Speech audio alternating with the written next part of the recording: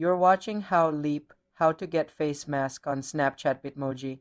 Open the Snapchat app and tap your profile icon Bitmoji in the top left corner. Tap Create an Avatar or Edit Avatar if you already have one. This opens the Bitmoji customization screen. Scroll through the categories like face, eyes, headwear, etc. To find face masks, tap the headwear or face category in headwear.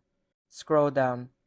There are often mask options like surgical masks or themed masks. In the face category, look for face details or masks. Select the mask you like. You can customize its color if options are available. After selecting, tap Save or the check mark. Your Bitmoji will now wear the mask. To use this Bitmoji in Snapchat, go back to the main camera, tap the smiley face next to the capture button to open lenses and filters. Swipe to the Bitmoji section. Your updated Bitmoji with the mask should appear here. You can also set it as your profile picture.